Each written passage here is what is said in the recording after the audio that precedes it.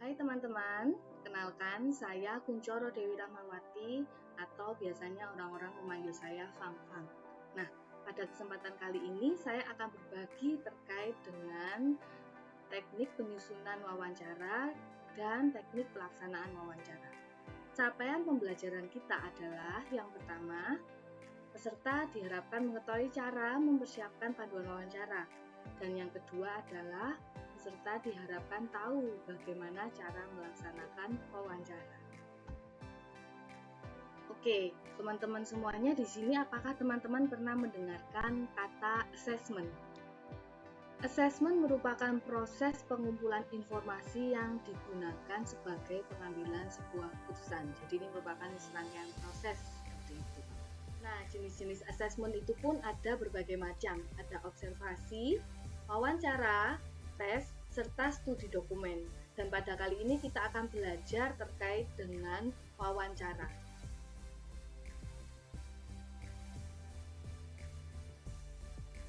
Wawancara itu sendiri merupakan sebuah metode pengumpulan data yang dilakukan dengan tanya jawab secara lisan. Ya, jadi harus ditanyakan. Kemudian dilakukan dengan tatap muka, dengan responden. Saat ini kita sudah mulai berkembang. Mungkin kita bisa menggunakan media video ya ketika kita mewawancarai seseorang. Kemudian wawancara ini harus dilengkapi dengan penyusunan pertanyaan yang sistematis. Jadi harus dipersiapkan sebelumnya sesuai dengan tujuan penelitian atau tujuan dari wawancara tersebut. Biasanya kita mengundang orang yang akan mewawancarai disebut dengan interviewer atau disingkat dengan kata R. Sedangkan orang yang diwawancarai disebut dengan interviewee atau disebut dengan kata E. Dalam melakukan wawancara terdapat beberapa langkah ya. Jadi yang pertama adalah kita harus menyiapkan instrumen wawancaranya. Biasanya disebut dengan guideline wawancara serta menyiapkan alat rekam. Yang kedua, kita harus memulai wawancara dengan membangun rapor atau kita harus melakukan pendekatan terhadap supaya nggak kaget gitu ya. Jadi harus dilakukan pemanasan dulu, berbahasa basi dulu supaya raportnya terbangun dengan bagus. Kemudian kita juga harus menyediakan inform consent atau biasanya disebut dengan lembar persetujuan. Hanya saja inform consent ini sifatnya lebih ke arah fleksibel, jadi disesuaikan dengan tujuannya. Apabila memang hanya melakukan wawancara singkat, maka perlu ditanyakan apakah beliau setuju atau tidak. Tapi kalau wawancaranya mungkin secara mendalam terkait dengan pengalaman yang rahasia di dalam hidup, maka harus ada lembar persetujuan yang ditandatangani oleh kedua belah pihak. Berikutnya, dalam wawancara kita juga harus melakukan yang namanya penggalian atau probing. Tujuannya adalah untuk memperlengkapi kalimat tanya yang sudah kita persiapkan. Karena terkadang jawaban dari E itu luas gitu ya, sehingga kita mungkin belum siap sebelumnya. Tapi ketika E menjawab sesuatu ke arah yang lebih luas lagi, kita juga harus bisa menggali lebih dalam lagi. Dan yang terakhir, harus membuat verbatim. Verbatim itu adalah kita melakukan diketik gitu ya jawaban dari setiap E. Kemudian setelah kita mendapatkan jawaban secara utuh, kita membuat yang namanya coding. Setelah coding, kita akan boleh menemukan yang namanya kesimpulan wawancara.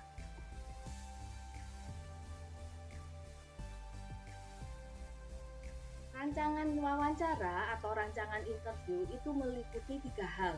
Yang pertama adalah TU atau tujuan umum.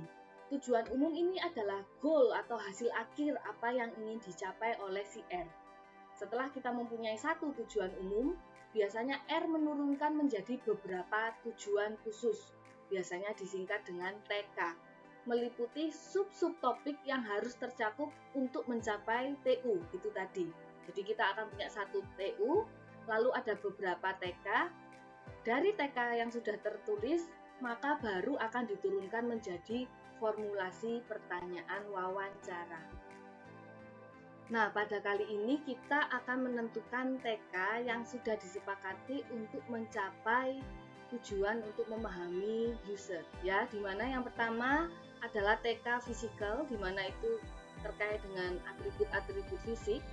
Lalu berikutnya adalah behavioral, yaitu terkait dengan perilaku, action, kemudian tugas yang sudah mereka lakukan, kemudian terkait dengan kognitif, ya, opininya, cara pandangnya seperti apa, lalu ada emosional, perasaannya, feelingnya, desire-nya itu seperti apa, kemudian ada need atau kebutuhan sehingga kita bisa tahu apa sih goalnya si user itu, lalu inginnya tujuan akhirnya dia dapat apa, seperti itu.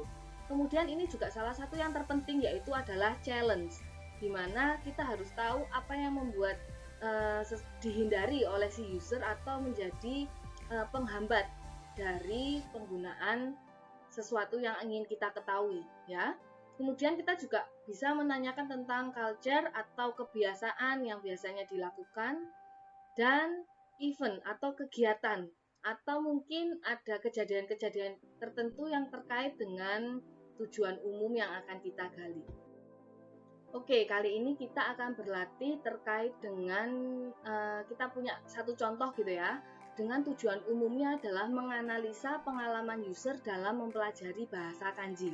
Nah, contohnya seperti apa? TK dan pertanyaannya. Jadi TK yang pertama tadi terkait dengan physical, kita bertanya, jika kamu mau belajar bahasa Jepang, alat apa yang membantumu untuk belajar bahasa tersebut?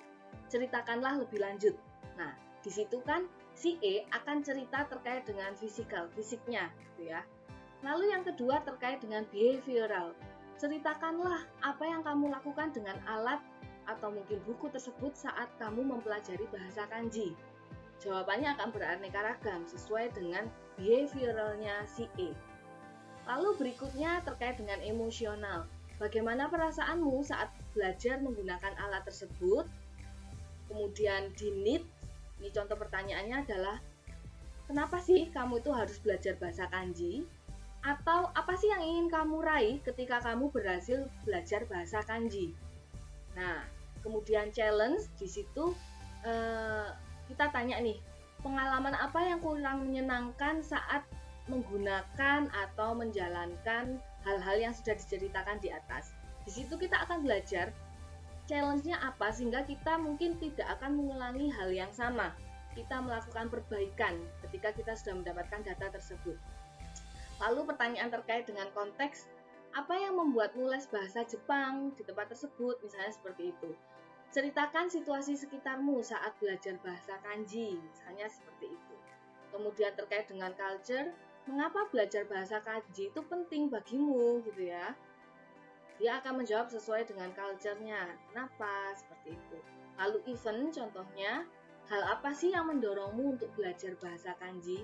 Nah, ini adalah contoh-contoh pertanyaan yang diturunkan dari TK yang sudah ditentukan untuk menganalisa pengalaman user dalam mempelajari bahasa kanji. Teman-teman bisa menambahkan TK-TK yang menurut teman-teman relevan untuk menggali TU, di mana teman-teman boleh mendapatkan data sebanyak-banyaknya, seperti itu. Ada beberapa hal yang harus diperhatikan juga dalam menyusun pertanyaan. Yang pertama adalah bahasa. Pastikan bahasa yang Anda gunakan itu mudah dipahami oleh E. Ya, jangan menggunakan kata-kata yang ambigu, rumit atau bahasa slang. Bahasa slang adalah bahasa sehari-hari yang mungkin tidak semua orang, tidak semua suku itu paham. Yang kedua adalah terkait dengan kerangka pikir. E dan R harus memiliki kerangka pikir yang sama terhadap suatu pertanyaan. Jadi jika tidak sesuai maka akan terjadi salah paham. Pastikan bahwa Anda memahami apa yang disampaikan oleh E.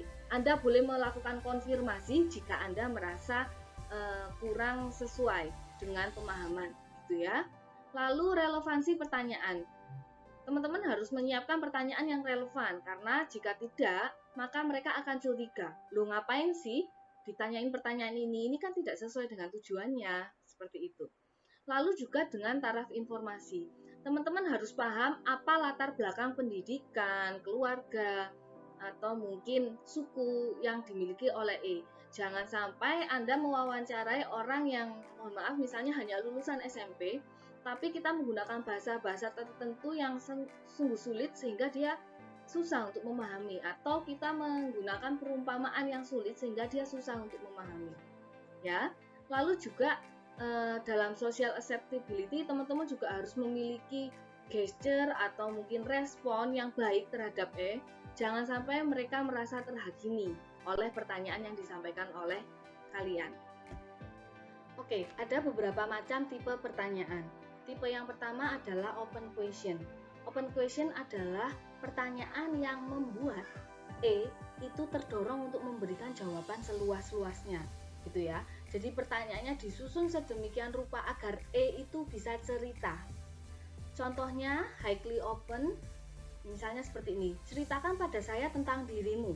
Dia akan cerita dari berbagai macam sudut pandang. Dia akan cerita mungkin keluarganya dulu, mungkin masa lalunya dulu, atau mungkin pandangannya tentang masa depan, atau mungkin trauma-trauma yang sudah pernah dia alami. Dia akan cerita.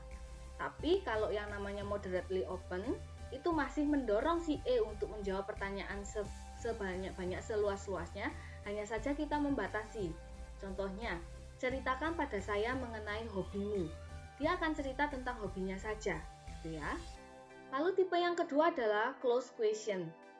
Adalah bentuk pertanyaan yang sangat terbatas dan memberikan jawaban sesuai yang diharapkan. Contohnya, kalau moderately close, dari angka 1 sampai 10 berapa penilaianmu tentang makanan ini? Dia hanya akan menjawab dari angka 1 sampai 10. Tapi kalau yang dinamakan highly close, maka dia akan bertanya seperti ini. Apakah Anda suka makanan ini? Jawabannya akan ya atau tidak. Itu saja, gitu ya. Namun teman-teman, khusus kali ini karena kalian adalah dalam rangka untuk mengetahui pengalaman dari user, wajib pertanyaan yang dibuat adalah open question, gitu ya. Jadi jangan sampai kalian membuat pertanyaan yang closed question karena akan sangat sedikit sekali informasi yang didapat, gitu ya. Jadi misalnya Anda kepingin tanya nih, apakah Anda suka makanan ini? Itu kan masih close. Nah, bisa diubah menjadi seperti ini. Coba ceritakan pada saya, menurut Anda bagaimana rasanya makanan ini? Dia akan cerita. Mungkin dia tidak ada pilihan suka atau tidak. Mungkin dia ada di tengah-tengah gitu ya. Agak suka tapi ada beberapa part yang dia nggak suka. Itu bisa saja terjadi ya. Jadi sekali lagi, untuk proyek kali ini teman-teman silakan menyusun pertanyaan yang open question. Berikutnya kita akan belajar tipe pertanyaan yang lain, yaitu yang pertama adalah primary question. Primary question ini adalah bentuk pertanyaan untuk memperkenalkan ke topik wawancara, di mana ini masuk ke area-area baru dari suatu topik gitu ya. Semua pertanyaan open question itu biasanya di awal wawancara dinamakan primary question. Jadi misalnya tadi tentang dia mau nanya tentang physical gitu ya. Coba ceritakan pada saya peralatan apa yang Anda gunakan untuk mempelajari bahasa kanji. Nah, itu adalah primary question, pertanyaan utama. Lalu yang kedua ada namanya secondary question atau biasanya disebut dengan probing.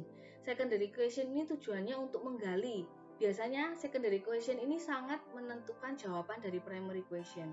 Misalnya pertanyaan yang tadi, coba ceritakan pada saya alat apa saja yang Anda gunakan saat belajar bahasa kanji. Lalu si menjawab, saya menggunakan gadget gitu ya. Nah, gadget itu kan banyak banget. Maka si R akan melakukan secondary question atau probing, penggalian lagi. Dia akan tanya, gadget apa sih yang Anda gunakan gitu ya. Atau misalnya jawabannya dari primary question saya menggunakan kamus gitu ya. Oke, kemudian primary question-nya akan berlanjut. Kamus apa yang biasanya Anda pelajari? Seperti itu. Nah, tipe pertanyaan yang terakhir adalah neutral question dan leading question. Neutral question adalah jenis-jenis pertanyaan yang sifatnya adalah benar-benar netral dan tidak mengarahkan sama sekali. Ya, contohnya bagaimana rasa air di sini. Tapi, kalau leading question itu adalah bentuk pertanyaan yang membutuhkan persetujuan responden sehingga terkesan mengarahkan.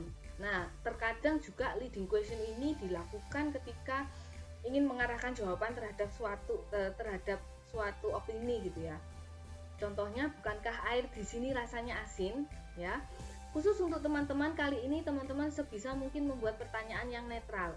Jadi jangan mengarahkan, karena tujuan wawancara kali ini adalah kita benar-benar ingin tahu pengalaman user dari sisinya user. Kita tidak boleh meletakkan pola pikir kita, ya. Jadi kalau seandainya kalian membuat pertanyaan, nantinya harus sebisa mungkin netral dan tidak mengarahkan sama sekali.